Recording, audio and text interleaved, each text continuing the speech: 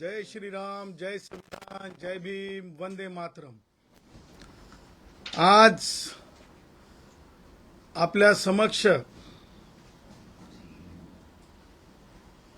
एका व्यक्तीला सामोरं करून ज्या प्रकारे गणेश भक्तांची हेळसांड, ज्या प्रकारे मुंबईमध्ये डिस्टर्बन्स, ज्या प्रकारे छोटे व्यावसायिक यांना नाहक त्रास, ज्या प्रकारे बेकायदेशीर रस्ता रोको हे सगळं केलं चाललंय, ते म्हणजे जरंगेच्या ह्या सगळ्या आंदोलनाच्या नावाखाली मला आपणाला सांगायचं आहे की जरंगेचं हे आंदोलन हे नुसतं आंदोलन नसून अर्वाच्य अश्लीलपणाचा कहर केला जाणारं पवित्र अशा आझाद मैदानाचं लालछन लागणारं हे आंदोलन बनलं आहे। अत्यंत हीन आणि नीच पद्धतीनं हा माणूस व्यक्त होत आहे। याच्या जिभेला लगाम नाही। आमच्या गुराखी साहित्याच्या भाषेत म्हणायचं म्हणजे याचं टाळकं फिरलंय की काय,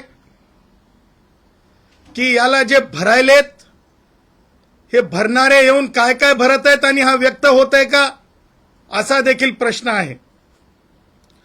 परंतु मला या निमित्तानं जे कोणी त्याचे मसिया, गॉडफादर, सिंपथायझर आहेत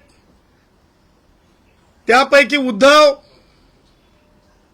मला विचारायचंय आणि सांगायचंय की गणेश भक्त तुम्हाला माफ करणार नाहीत। गणेश भक्त तुम्हाला माफ करणार नाहीत।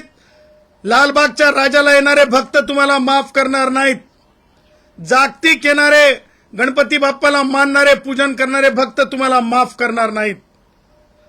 मुंबईतील गणेश भक्त माफ करणार नाहीत। त्याचबरोबर नवसाच्या गणपतीला येणारे भक्तही तुम्हाला माफ करणार नाहीत। कारण तुम्ही एका अनिष्ट गोष्टीला मदत करत आहात, असंविधानिक गोष्टीला मदत करत आहात। जो माणूस आरक्षण मागायला येतो परंतु त्या मंचकावर अर्वाच्य भाषांची लाखोळी होळीसारखी तो बोलतो आणि तिथे बरोबर आहे त्याच्या लायकीप्रमाणेच तो बोलत आहे।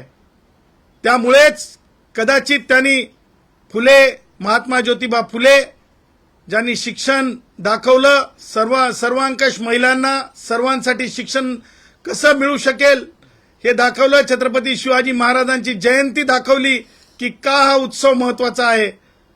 त्याचबरोबर शाहू महाराज ज्यांनी आरक्षण दिलं, त्याचबरोबर भारतरत्न डॉक्टर बाबासाहेब आंबेडकर यांनी संविधानाची निर्मिती केली। ह्या तिन्ही महापुरुषांचे फोटो जरंगेच्या स्टेजवर नाहीत, परंतु शिवांची लाखोळी मात्र त्या स्टेजवर आहे। त्यामुळं अशा खालच्या स्तरावरच्या उंची कमी असलेल्या विचाराच्या माणसाचं हे सर्व काही तिथे चाललेलं आहे, आझाद मैदानात चाललेलं आहे। मला तुम्हाला सांगायचंय आणि उद्धव ठाकरेला विचारायचंय, शरद पवारला विचारायचंय, शरद पवार केवळ पिवळी दस्ती गळ्यात टाकून एक दिवस येळकोट मल्हार म्हणून चालत नाही। शरद पवार, उद्धव ठाकरे केवळ दिखावा करून चालत नाही येळकोट मल्हार म्हणून। सार्वत्रिकपणे, सार्वजनिकपणे, सर्व माध्यमांसमोर, हिंदुस्थानासमोर हा अत्यंत खालच्या विचाराचा जरंग्या यांनी काल जे शब्द उच्चारले ते शब्द सुद्धा उच्चारावेसे वाटत नाहीत। तो असं म्हणाला, सन्माननीय एका राजकीय व्यक्तीचं नाव घेऊन म्हणाला की धनगर समाजाच्या डॅश मध्ये बांबू घातला, डॅश मध्ये बांबू घातला असं हा नीच विचाराचा माणूस बोलला। एका समाजाचा सार्वजनिक अपमान करण्याचा अधिकार त्याला आहे का? असा जर अपमान तो करत असेल तर दोन समाजामध्ये तो तेढ निर्माण करत नाहीये का? ही कोणती भाषा आहे? मला ते शब्द उच्चारू वाटत नाहीत।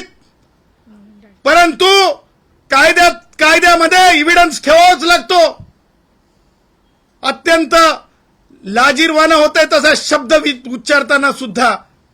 अरे काय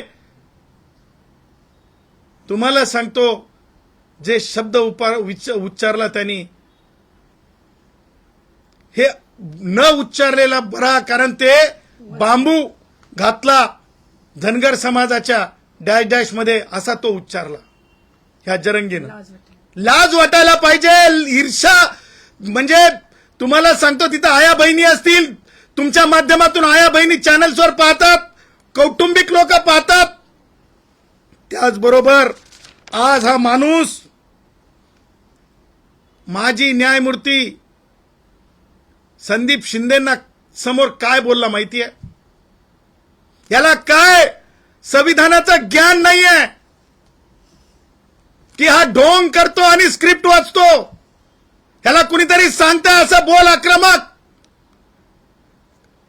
निवृत्त न्यायमूर्ती हे कधी सुद्धा उच्च न्यायालयात किंवा सर्वोच्च न्यायालयातले निवृत्त न्यायमूर्ती हे कधी बोलवले जाऊ शकतात न्यायमूर्ती म्हणून. त्यांना ते स्टेटस असतंय. त्या न्यायमूर्तींसमोर काय बोलला आज? म्हणे सरकार चाभरं आणि परत चाभऱ्या झवण्याचं आहे. सरकार चाभऱ्या झवण्याचं. बघा, हे झवण्याचा शब्द शरद पवार, त्या झवण्याचा शब्दाचा अर्थ काय? उद्धव ठाकरे, झवण्याच्या शब्दाचा अर्थ काय? दात खिळी बसली का तुमची? निषेध करणार आहेत की नाही? झवण्याचा गांड सारखे शब्द हा वापरतो, सार्वजनिक अपमान करतो सणासुदीच्या दिवसांमध्ये, आणि तुम्ही त्यांचे लाडा करता. ह्याचं उत्तर द्यावं लागेल शरद पवार. कारण राष्ट्रवादी काँग्रेसचे वयोवृद्ध पुढारी शरद पवार आणि उद्धव तुम्हाला किती कळवळा आहे आता लोकांना माहिती आहे, आणि वेगळं सांगण्याची गरज नाही. त्याचबरोबर मला तुम्हाला सांगायचंय की त्याची जी भाषा आहे आणि त्याचं जे वर्तन आहे, त्याच्यामुळं आज मुंबईतले मुख्य रस्ते, त्याचबरोबर रेल्वे स्थानक, त्याचबरोबर रस्त्यांच्या जे फुटपाथला आणि डिवायडर केलेले असतात लोखंडाचे, ते डिवायडर तोडण्याचे प्रयत्न, सिग्नलवर जाऊन बसणे, चुकीचा अट्टहास करणे, हुल्लडबाजी करणे. जागतिक राजधानी आहे ही, देशाची आर्थिक राजधानी आहे, जगामध्ये जगातली एक मोठी अर्थव्यवस्था असलेली ही राजधानी आहे. तिथल्या त्या जे हे म्हणजे हे आहे सेल्फी पॉइंट, आझाद मैदानाच्या जवळ महापालिकेच्या समोर, त्या सेल्फी पॉइंट मध्ये एक काय म्हणतो त्यांना आपण, हे आहे आपलं वॉटर फाउंटन आहे. त्या फाउंटन मध्ये तुम्ही अर्धनग्न आंघोळ करणार. अरे ही कोणती विकृती आहे? नाचायले तुम्ही स्पॉन्सर्ड आहेत. तुम्ही स्पॉन्सर्ड आहेत. माझे मराठा भाऊ नाही आहेत. तुम्ही स्पॉन्सर्ड कार्यकर्ते आहेत, आणि तुम्ही लढाके आहेत. तुम्हाला छत्रपती शिवाजी महाराजांचं नाव घेण्याचा अधिकार नाहीये. छत्रपती शिवाजी महाराजांचं नाव घेण्याचा अधिकार नाहीये. तुम्ही लढाके आहेत. ज्या प्रकारे तो जाकेऱ्या आता अतिरेकी आझाद मैदानात हुल्लडबाजी, त्यांनी ज्या प्रकारे म्हणजे अत्याचार करून गेला, त्याच प्रकारची हुल्लडबाजी इथे चालू आहे. आणि म्हणून माझं असं म्हणणं आहे की जरंग्या, वेदनांचं आंदोलन असतंय. कुंडामध्ये आंघोळ जत्रेप्रमाणे नसतंय. आणि म्हणून मला म्हणायचंय की सन्माननीय एकनाथरावजी शिंदे साहेब, राज ठाकरे म्हणतायत की शिंदे साहेबांना विचारा, आपण आपल्या कार्यकाळात त्याचे लाड केले होते, गोंजारलं होतं.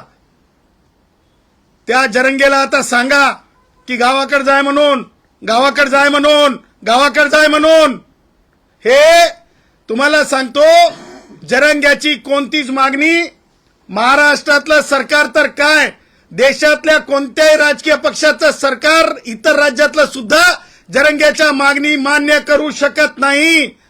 जरंगेची मागणी कुणीच मान्य करू शकत नाही. आणि त्यामुळं त्याला वापस पाठवणं, खेळ संपला म्हणून सांगणं, त्याचा शो संपला म्हणून असल्यासारखं बोलतंय, तो भावलं असल्यासारखं बोलतंय. मला सांगा, ते काय विरोधी पक्षाचे नेते म्हणून समोर आले, ते काय नाव त्यांचं, आपलं दानवे, अंबादास दानवे, आग डोम होणार म्हणे. हा म्हणतो गोळ्या घाला. अंबादास म्हणतात आग डोम होणार. अंबादास, आपण विरोधी पक्ष नेते म्हणजे आपल्याला काही मर्यादा तर जाणून ठेवल्या पाहिजेत. आपण कुठं काय व्यक्त करतो. आपण एका सन्माननीय पदावर होतात, आपण एका जातीचे म्हणून सांगताय. किती जातीवादी झालात.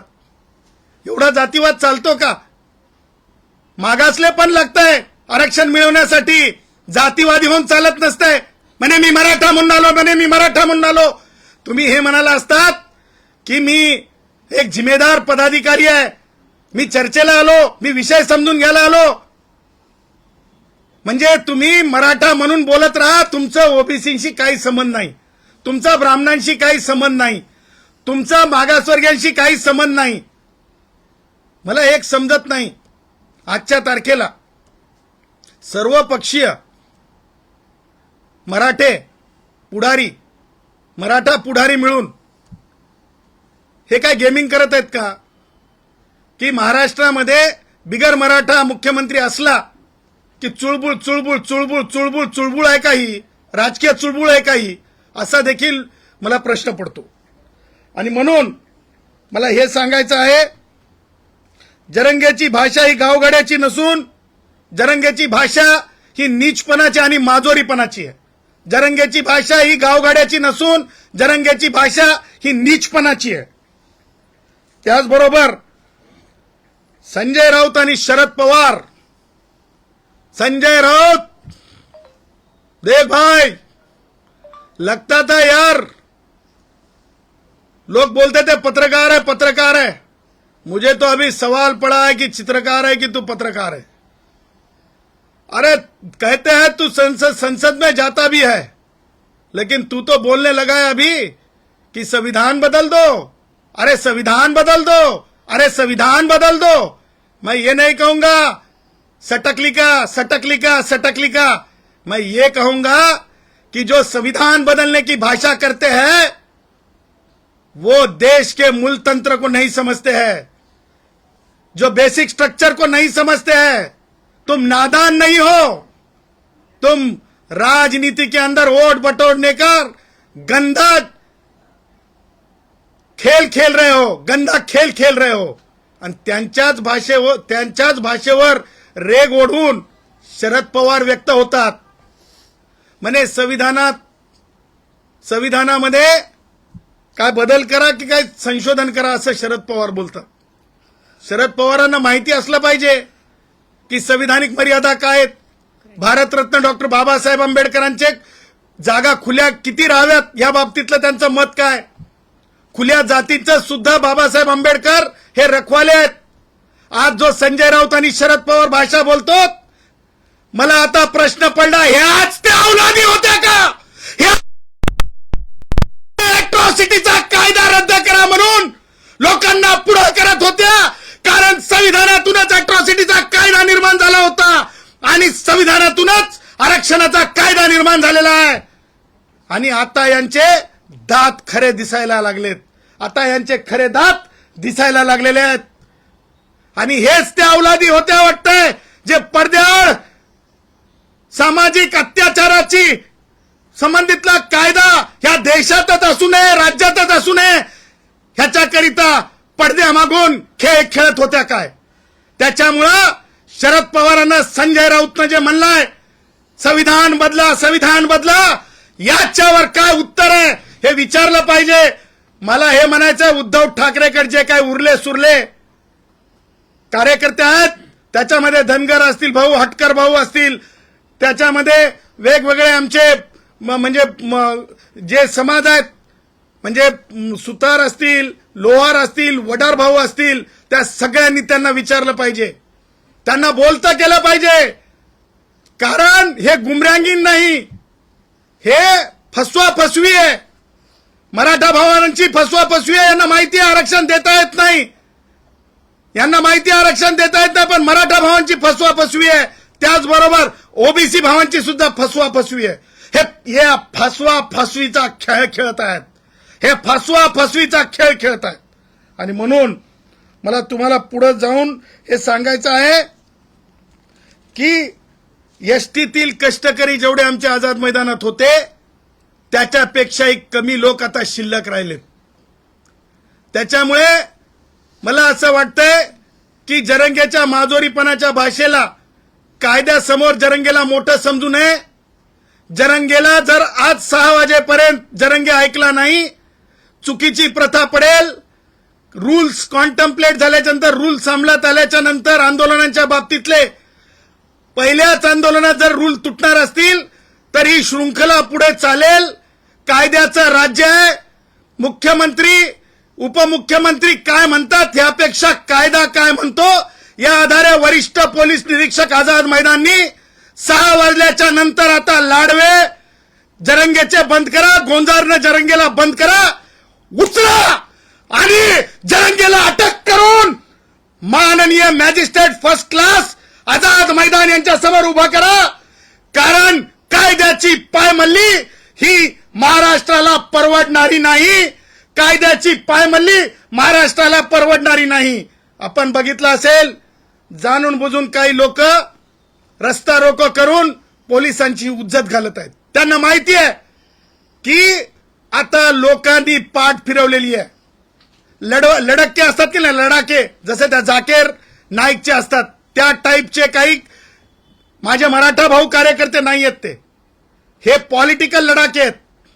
हे पॉलिटिकल लढाके पोलिसांची उज्जत घालतात, गाड्यावर बसतात आणि पोलिसांमध्ये आक्रमकता आणावी, पोलिसांना एक ऍक्शन मोडमध्ये यावं आणि त्याच्यातून काहीतरी अॅग्रेशन व्हावं.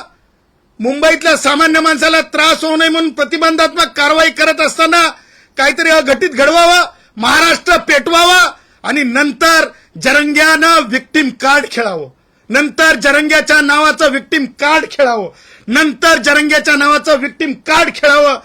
असं हे सगळं जे आहे हे एकूण शोषण करण्यासाठीचं आरक्षण मागणं आहे.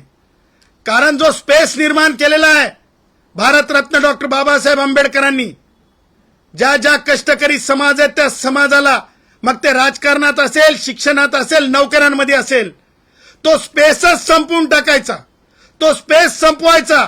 ओबीसी उद्याच्या स्थानिक स्वराज्य संस्थेच्या निवडणुकीत शिल्लकच राहिला नाही पाहिजे. कुडमुड्या जोशी ब्राह्मण जो भटकंती करतो तो सुद्धा शिल्लकच राहिला नाही पाहिजे. त्याचबरोबर जे काही छोटे मोठे म्हणजे मायक्रो ओबीसी आहेत, सुतार भाऊ असतील, हे छोटे छोटे, मग आमचे म्हणजे गोसावी भाऊ असतील, ते कोणत्याच ग्राम न्यायालयामध्ये, ग्रामपंचायतीमध्ये दिसूच नये. हे अशा प्रकारचं सगळं कुभांड चालवलेलं आहे. न्यायमूर्ती संदीप शिंदेंना बोलताना जरंगे म्हणाला, तुम्ही एवढे महिने काय शिकलात? अरे जरंगे, माननीय उच्च न्यायालयाचे न्यायमूर्ती होताना काय काय स्वतःची ऑनेस्टी आणि काय कशा प्रकारचं स्वतःचं चारित्र्य ठेवावं लागतंय त्या माननीय न्यायमूर्तींसमोर अर्वाच्य भाषा बोलत होता. आणि ते न्यायमूर्ती मात्र मला हताश झालेले दिसले. ते मान हलवत होते. हा म्हणत होता की गॅझेटर डिक्लेअर करा, कुणबी मराठा एक करा, हा जरंग्या म्हणत होता. परंतु न्यायमूर्तींमध्ये ती हिंमत असायला पाहिजेत होती, जे ते बेंचवर बसून उच्च न्यायालयामध्ये म्हणायचे नो, करता येत नाही, सर्वोच्च न्यायालयाचं बंधन आहे. परंतु तसं न्यायमूर्ती बोलताना दिसत नव्हते. याच्यातून लक्षात येतंय की कशा प्रकारचं जाती अंध राजकारण जरंगेनं चालवलंय. त्या पुढे जाऊन जरंगेची दुखती रग सांगतो मी तुम्हाला.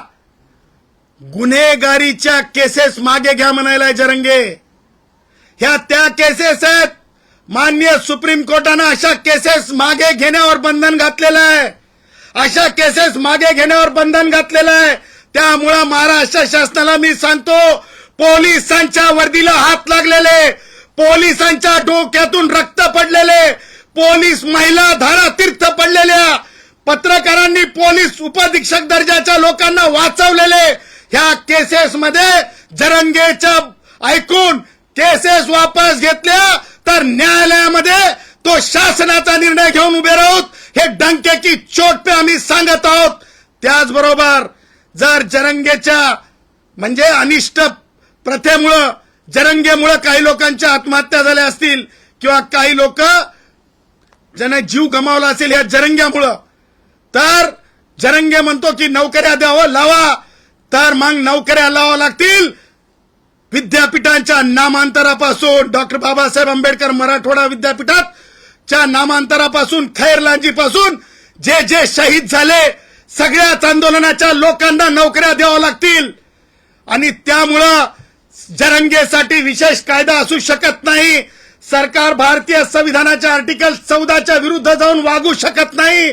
सरकार पांगळं होऊ शकत नाही आणि विरोधक सुद्धा तशा प्रकारची मागणी लावून धरा म्हणू शकत नाहीत. हा सगळा जे आहे चुकीच्या पायंडा पाडत चाललेला माणूस आहे. तेव्हा ह्या मागण्या आरक्षणाच्या संबंधातली असतील ते मान्य होऊ शकत नाहीत. आंदोलन सुद्धा आटपतं घ्यावं आणि याला याच्या गावाकडे धाडावं, कायदेशीर धाडावं, अशी देखील मी आपल्या माध्यमातून मागणी करतो. त्याचबरोबर मला आपणाला सांगायचं आहे, कोर्ट कशासाठी म्हणतो, कोर्ट कशासाठी म्हणतो म्हणजे गंभीर अपराधांच्या बाबतीमध्ये यांनी कोर्टाला सुद्धा टेकन टू बी ग्रँटेड घेतलंय. शिंदे साहेबांच्या समोर, माजी न्यायमूर्ती शिंदे साहेबांसमोर कोर्ट कशासाठी म्हणतो, 2 मिनिटात करून टाका. अरे जरंगे, एकरभर असते की नाही, निंदायला सुद्धा की नाही 2 मिनिटात होत नसते. निंदन म्हणतात, फवारणी सुद्धा होत नसते 2 मिनिटात. आणि भेगी भेगी ढोरं वळल्याच्या नंतर दिवस मावळत नसते. हे जे तुझ्या डोक्यात भरलंय ना, हे राष्ट्रवादी काँग्रेसचे वयोवृद्ध पुढारी शरद पवारांचे विचार असतील किंवा उद्धवचे असतील, हे सब नहीं चाले. जल्दी से कानून को एनफोर्स करो, इसका लाड़ बंद करो और इसको इसके गांव को भेजो, इसको इसके गांव को भेजो भाई. बम्बई को खुला करो, गणेश भक्तों के साथ न्याय करो. जो गणेश भक्तों के साथ न्याय नहीं करेगा, उद्धव ठाकरे तुझको याद करेगा बम्बई. उद्धव ठाकरे तुझको याद करेगा बम्बई. उद्धव ठाकरे तुझको याद करेगा बम्बई. आणि म्हणून लवकर कारवाई करावी अशी मी आपल्या माध्यमातून मागणी करतो. शरद पवारांचं मत आहे की 72% जसं तामिळनाडूमध्ये आरक्षण आहे तशा पद्धतीचा जर घटनेत बदल केला तर मराठा समाजाच्या आरक्षणाचा प्रश्न मिटू शकतो. मला सांगा, शरद पवार 10% आरक्षण अगोदरच दिलंय, ते न्यायप्रविष्ट आहे. ते चालू असताना दुसरं आरक्षण म्हणजे कुणबी मराठा म्हणून शरद पवार कायद्याला मानताना पार्लमेंटमध्ये होतात, कृषी खात्याचे केंद्रातले मंत्री होतात. तुम्हाला हे शिकवायची गरज आहे का आता? संविधानाचे धडे तुम्हाला लागतील का? हा, कारण तुम्हाला माहिती आहे की जयश्री पाटील विरुद्ध मुख्यमंत्री महाराष्ट्र शासन या केसमध्ये माननीय सुप्रीम कोर्टाने संविधान पीठाचा आधार घेत सांगितलंय की कुणबी आणि मराठा डिस्टिंक्टली वेगळे आहेत, 2 एक नाहीत. आणि जरंगे जो घडी घडी म्हणतो ना गॅझेटरांना सरसकट लिहा, हे माझे कुणबी भाऊ जे मराठा नोंदीमध्ये आहेत, जो हैदराबाद गॅझेटरमध्ये आहेत, हे ते कुणबी भाऊ नाही आहेत जे सामाजिक मागास आहेत. कुणबी म्हणजे जो कोणी शेती करेल, मग तो जैनामध्ये आहे, मग तो कुणी असेल, कुणाला सुद्धा त्या नॉमिक्लेचरमध्ये ते नॉमिक्लेचर लागू होत नाही. त्याच्यासाठी खेडुळे कुणबी जे आहेत ते मागास आहेत आणि ते विदर्भात आहेत. त्याच्यानंतर तिरळे कुणबी आहेत ते मागास आहेत. जसं कोकणामध्ये कुणबी आहेत ते मागास आहेत. म्हणजे मी म्हणेल डिक्लेरेशन द्या, म्हणे डिक्लेरेशन द्या, डिक्लेरेशन द्या. अरे खाऊ आहे का? खाऊ आहे का? खाऊ आहे का? मला असं वाटतंय, मला जे समजलंय, देशी बॉईज देशी बॉयज, भाई ए देसी बॉयज, मैं तुमको बोल रहा हूं बम्बई की भाषा में, भाई अपना तबियत का चिंता करो भाई। वो देसी भाव वो उतर जाती है तो बुखार चढ़ जाती है। बम्बई का पानी में लेप्टोस्पायरोसिस होता है। खुद का ध्यान रखना, क्योंकि जरंगे तो देखा है ना आपने, स्टेज लगा के आराम से बैठा है और बाजू में कूलर भी लगाया है। कूलर लगा है बे जरंगे, तूने तो खुद तो साला कूलर के अंदर बैठा है, बम्बई के भाषा में बोल रहा है, लोग पानी में भीग रहा है। हम ये तो नहीं कहेंगे, हम याद करेंगे शिंदे साहेब को, एकनाथ जी शिंदे साहेब को।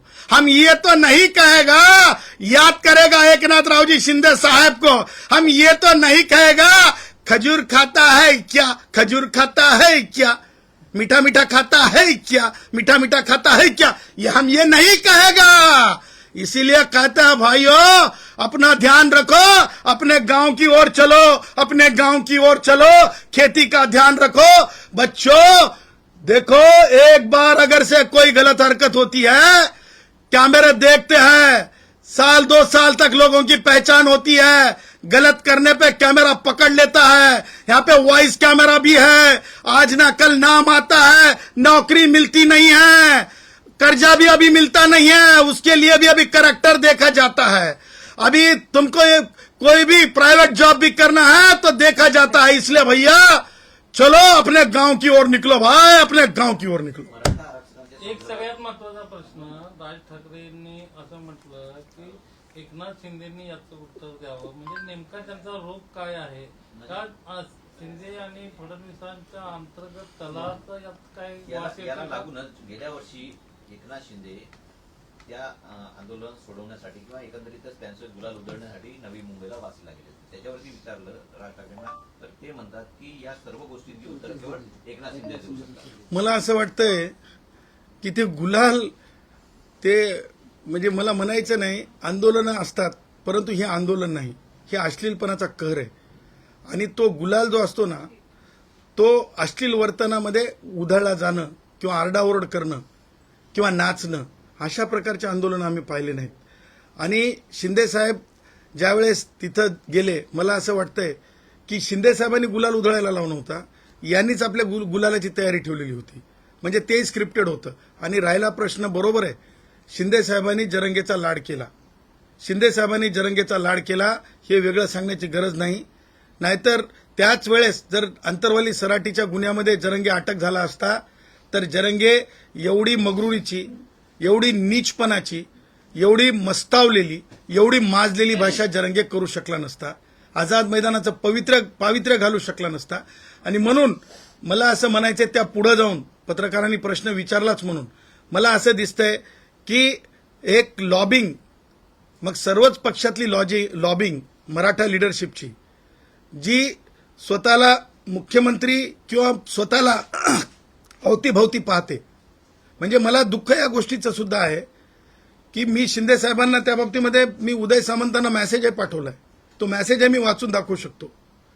आणि मी त्याच्यात मी माझं मत व्यक्त केलंय, मी वेदना व्यक्त केली की कसं आहे माहिती आहे ना, की म्हणजे तुम्ही ज्या प्रकारे म्हणत आहात शिंदे साहेब, तुम्ही असं म्हणा जरंगेला की तू हे बंद कर, हे कुणबी मराठा एक नाही, सुप्रीम कोर्ट सांगतंय, तुला हे आंदोलन करता येणार नाही, तू गावाकडे जा, हे तुम्ही म्हणा. कारण तो तुमच्या नावाचा गजर करत राहतो. तुम्ही असं म्हणताय की तारीख योग्य नाही, तारीख योग्य नाही, याचा अर्थ लोकांमध्ये एक संभ्रम तयार होतो. त्याचबरोबर विखे पाटील म्हणतायत की आणखीन चर्चेच्या बाबतीत म्हणजे काय, म्हणजे काय, म्हणजे काय सांगायचं.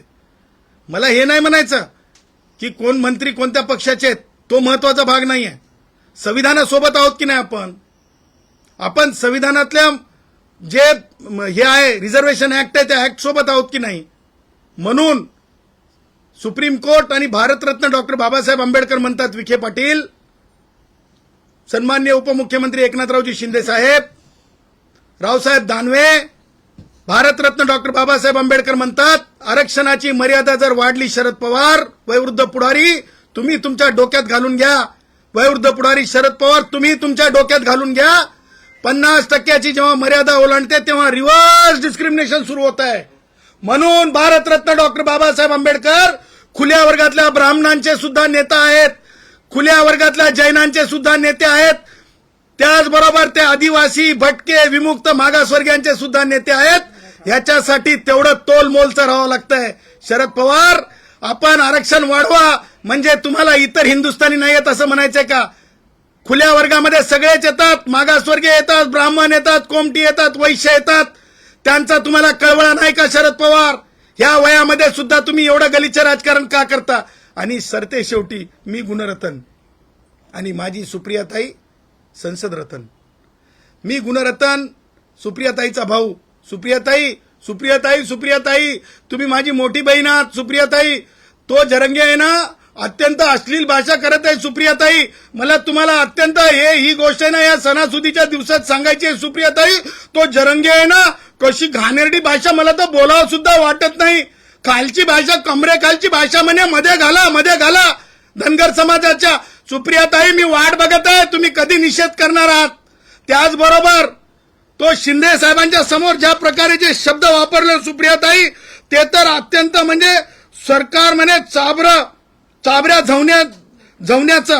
याचा अर्थ काय ताई? इतकी घाणेरडी भाषा कधीच झालेली नाही. त्यामुळे सुप्रियाताई, तुम्ही कधी निषेध करताय हे मी वाट पाहतो. त्याचबरोबर आमच्या कधी काळी भटक्या विमुक्तांचं काम करणाऱ्या आमच्या पुण्याला असतात त्या, काय नाव त्या उद्धवकडे, सुषमाताई, तुम्ही कधी निषेध करणार आहात? हे चालतंय का? हे चाले क्या? हे अत्याचाराचं लक्षण आहे की नाही? हे अत्यंत माजोरीपणाचं लक्षण आहे की नाही याचं जरंग्याचं? आणि आमच्या त्या काय नाव त्या चव्हाण, विद्या चव्हाण ताई, याचा निषेध तुम्ही करणार आहेत की नाही? वाट बघायला लागलो. त्याचबरोबर ज्या तरुण युवती आहेत, ज्या भारताचं भविष्यामध्ये चांगलं काम करू शकतील, सक्षना सलगर ताई असतील माझी बहीण, त्याचबरोबर त्या दुसऱ्या एक आहेत काय आपल्या त्या हिंगोलीच्या, जे मला दादा म्हणतात, जे अयोध्या ताई, तुम्ही दोघी सुद्धा निषेध करणार आहेत की नाही? अरे मागणी वेगळी गोष्ट आहे, पण अशा प्रकारचं वर्तन, अशा प्रकारचं भाष्य तुम्ही त्या आझाद मैदानात असताना खपवून कसं घेऊ शकता? त्याच्यामुळे तुम्ही या बाबीचा निषेध केला पाहिजे. जरंगेने शब्द मागे घेतले पाहिजे, जरंगेने माफी मागितली पाहिजे, याचा बंदोबस्त करा, असं मी या दोन्ही बहिणींना मी सांगतो. 13 महिन्यांपासून वेळ दिला, आता 1 मिनिटही देणार नाही. उद्या सकाळपर्यंत प्रमाणपत्र हातात द्या, थेट आव्हान दिलंय. कायद्याचं राज्य आहे. आजोबाला प्रमाणपत्र मिळालं तर नातवाला सुद्धा सिद्ध करावं लागतंय. माधुरी पाटील विरुद्ध कास्ट स्क्रुटिनी कमिटी, सुप्रीम कोर्टाने दिलेली जजमेंट आहे. जरंगेला काय करणार आहे कायदा? शरद पवारांनी तरी समजून घेऊन जरंगेला जाऊन सांगावं. त्याच्यामुळे ऐसा कुछ नहीं होने वाला. ये क्या समझा है भैया? दूध वाले भैया का दुकान है क्या? गया भैया, ए भैया आधा लीटर दे दे, 1 लीटर दे दे, पाव लीटर दे दे, ये नहीं चले. इसे संविधान कहते हैं. संविधान के सामने ऐसा कोई नौटंकी नहीं चलता, और सरकार इस तरह से कोई भी बांटने का सडवीट काम नहीं कर सकता. उसके लिए एफिनिटी के साथ साथ जो है कई सारे प्रक्रियाओं में से जाना पड़ता. त्याच्यामुळे ते प्रमाणपत्र मिळणार नाही. तशा प्रकारे प्रमाणपत्र देता येणार नाही. हे आम्ही डंकेची चोट पे सांगतो. जरंगेच्या मागण्या मान्य होऊ शकत नाहीत. जरंगेच्या या मागण्यांवर शासन निर्णय होऊ शकत नाही. जरंगे परत एकदा खोटा गुलाल टाकेल. गुन्हे मागे घ्यायच्या, तोंडाला पाणी लावलेले, त्याच पाणी लावलेले लोक त्यांनी इथं आणलेले आहेत, लढाके आणलेले आहेत, जाकीर नाईक सारखे. त्याच्यामुळं मराठा भावांनो, याच्या भूलथापांना बळी पडू नका. हात जोडून तुम्हाला कळकळीची विनंती आहे.